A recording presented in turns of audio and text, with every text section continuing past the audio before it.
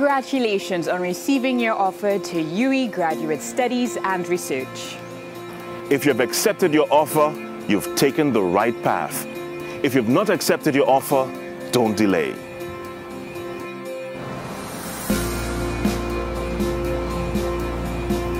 You are about to embark upon an exciting new journey. Welcome to the Faculty of Humanities and Education, Postgraduate Studies at the University of the West Indies.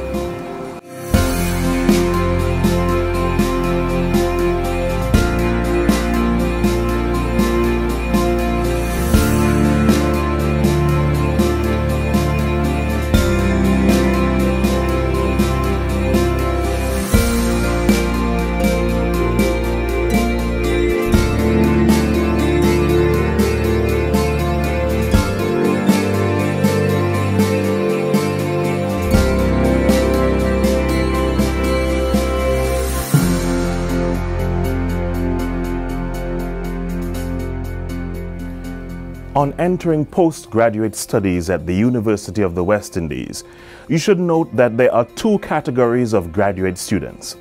In the Faculty of Humanities and Education, there are the taught master's degrees, which include the Masters of Arts degrees or MA, Masters of Education degree or MEd, and the research degrees, which includes the Masters of Philosophy or MPhil and the Doctor of Philosophy or PhDs.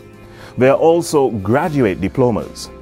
Students are initially registered as full-time or part-time students, but may change their registration if needed. When a student is accepted into a graduate studies program, an offer letter is received via email. These offers may vary from a provisional offer letter, qualifying offer letter, or a firm acceptance letter. A provisional offer is for students who have more or less satisfied the university's criteria for admission.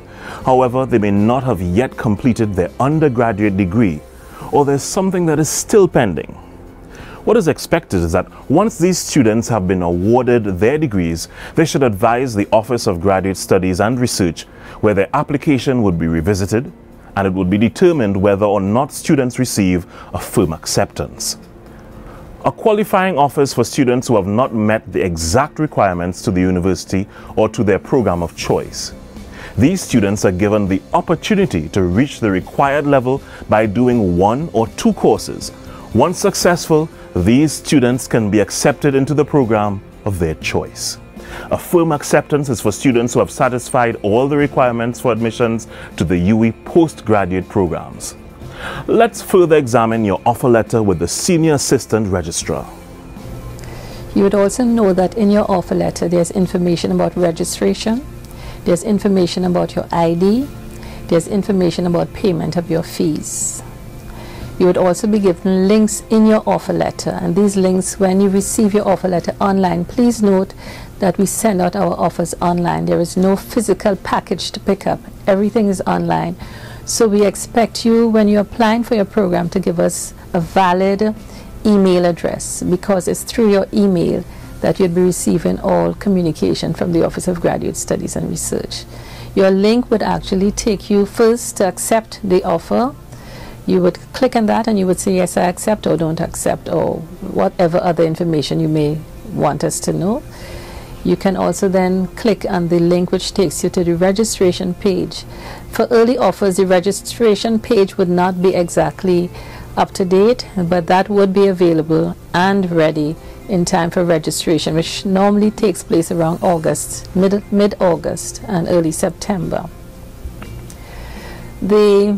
Having gone on to those links, you will note the dates for registration. Once it's ready, your dates for registration will be included there. Information on when you should access your ID would be included there. It will also let you know that registration covers a specific period of time, and something called academic advising would be necessary. That is when you'd be meeting with your faculty representatives, and they're going to explain to you what courses you should be registering for as a new student for your first semester. Registration normally takes place as on a semester by semester basis. So first semester, second semester, you'll be registering both times for your courses. So it's important that you go to your academic advising. Your academic advisors would also give you other types of information. You will know whatever happens at registration, whenever you do register, there is something you will need to search, keep checking online for financial clearance, because it is not until you receive financial clearance that you'll be able to take, or at least attend for ID, for your ID, to take out your pictures and get your new student ID.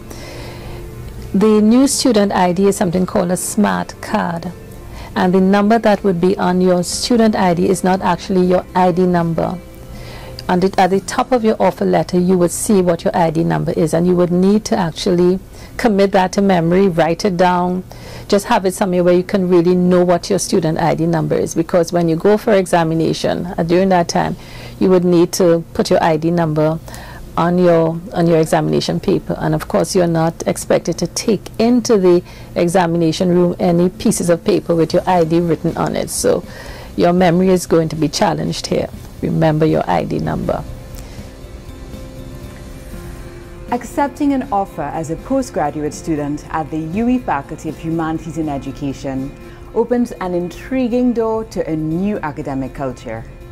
An environment of collaboration, inspiration, a place that facilitates growth, innovation, where graduate students are encouraged to take responsibility for their time in their programs.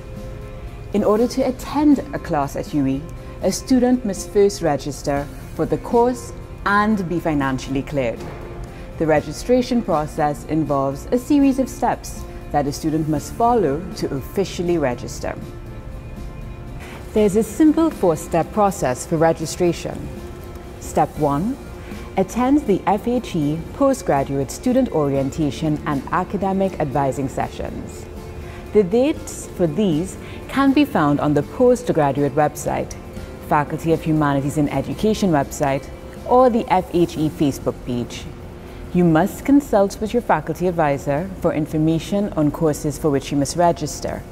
You must ensure that you are clear on which courses are designated year-long courses. Ensure that you are given a faculty academic advising form with the courses for which you must register at the end of the advising session. Remember to keep a copy for your information. Step 2. Register for courses. For new students, before you begin your online registration, carefully study the online registration instruction guide. The link to the guide is located at the address on your screen. You must enter the required information, register for courses listed on your faculty advising worksheet or form, print your registration fee assessment invoice, which is used to complete the financial clearance process. At this stage, you are reminded to complete the e-gate process. For any further guidance, kindly visit the Bursary Student Account section located in the Lloyd Brafford building. Step 3. Please remember that a student is deemed to have registered for a course when his or her financial obligations to the university have been fulfilled. You can look at the registration guidebook for all postgraduate students' detailed information, which would further explain the procedures. Please proceed to the link located at the bottom of your screen. Students should also remember that they must continue to register until they are awarded their degree. If you just do not come in a semester or 2 semesters, you'll be placed on compulsory leave of absence, or you may be administratively withdrawn from the system. So remember that. Step 4. Now that you are financially cleared, you can proceed directly to have your photo taken on the date designated for the FHE faculty to get your student ID card. The new UWI ID cards will provide easier access to a wide range of campus services, such as borrowing books at the library and using the gym at SPEC. Please check the university website for further information. Now that this final process is complete, you can attend classes. As you continue your program, one of the things students are required to know information about your program. You must know what courses you must complete before you can be awarded your degree. You should know how long your program is, whether it's a 1-year program, a 2-year program. If it's a 2-year program or 1-year program, how much longer can I